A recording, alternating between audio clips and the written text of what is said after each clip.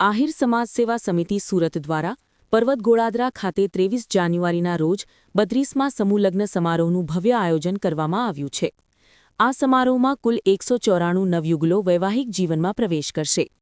સંસ્થાના પ્રમુખ જીતુભાઈ કાછડ દ્વારા આપવામાં આવેલી માહિતી અનુસાર આ સમારોહમાં નવયુગલોને આશીર્વાદ પાઠવવા ગુજરાત રાજ્યના માનનીય મુખ્યમંત્રી ભૂપેન્દ્રભાઈ પટેલ, જળશક્તિ મંત્રી સી.આર. પાટીલ, નાયબ મુખ્યમંત્રી હર્ષભાઈ સંઘવી, શિક્ષણ મંત્રી ત્રિકમભાઈ છાંગા સહિત રાજ્યના અનેક મંત્રીઓ, સાંસદો, ધારાસભ્યો, કોર્પોરેટરો અને સમાજના આગેવાનો ઉપસ્થિત રહેશે। સમારોહમાં ગુજરાતભરમાંથી 300થી વધુ આગેવાનો તેમજ અંદાજે 1 લાખથી વધુ લોકો હાજર રહી કાર્યક્રમની શોભા વધારશે। આ સમૂહલગ્ન મહોત્સવ માત્ર લગ્ન પ્રસંગ પૂરતો સીમિત ન રહી સામાજિક સમરસતા, સમાજ સંગઠન અને 21મી સદીમાં સમાજની પ્રગતિ માટે મહત્વપૂર્ણ મંચ સાબિત થશે। મધ્યમ વર્ગના પરિવારો બિનજરૂરી ખર્ચ ટાળી બચતનો સદુપયોગ કરીને આવનારી પેઢીને શિક્ષિત બનાવે તેવા સંદેશ સાથે સમાજના આગેવાનો દ્વારા આહ્વાન કરવામાં આવશે। કાર્યક્રમ દરમિયાન બ્લડ ડોનેશન કેમ્પ, સર્વરોગ નિદાન કેમ્પ, પર્યાવરણ જાગૃતિ અભિયાન તેમજ જળ એ જ જીવન સૂત્રને સાર્થક કરતી વિવિધ પ્રવૃત્તિઓનું પણ આયોજન કરવામાં આવ્યું છે।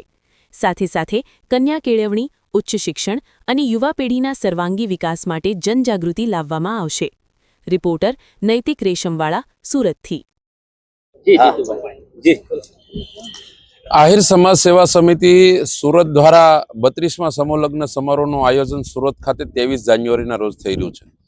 194 નવયુગલો પ્રભુતામાં પગલાં માંડશે અને એમને આશીર્વાદ આપવા માટે ગુજરાતભરમાંથી આહિર સમાજના 300 કરતાં વધારે આગેવાનો, ગુજરાત રાજ્યના માન્ય મુખ્યમંત્રી ભૂપેન્દ્રભાઈ પટેલ, નાયબ મુખ્યમંત્રી હર્ષભાઈ સંઘવી, જળશક્તિ કેબિનેટ મંત્રી સી.આર. પાટીલ સાહેબ અને શિક્ષણ મંત્રી ત્રિકમભાઈ છાંગા અને 1 લાખ કરતાં વધારે આહિર સમાજના લોકો આ કાર્યક્રમમાં ઉપસ્થિત રહેવાના।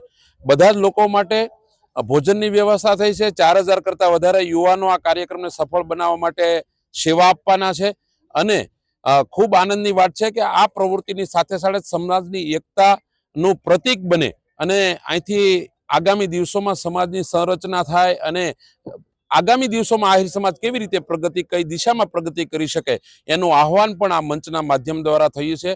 અને બીજી વાત, આ કાર્યક્રમની સાથે સાથે બ્લડ ડોનેશન કેમ્પ, સાયબર ક્રાઇમના ગુનાને રોકવા માટેની અવેરનેસ જાગૃતિ માટેના કેમ્પ અને આરોગ્ય માટે ડોક્ટરોની ટીમ પણ આમાં કામ કરવાની છે। ત્યારે બસ આ કાર્યક્રમનો ઉત્સાહ પૂરા શહેરમાં આહિર સમાજના 1 લાખ લોકો આ કાર્યક્રમને સફળ બનાવવા માટે થનગની રહ્યા છે।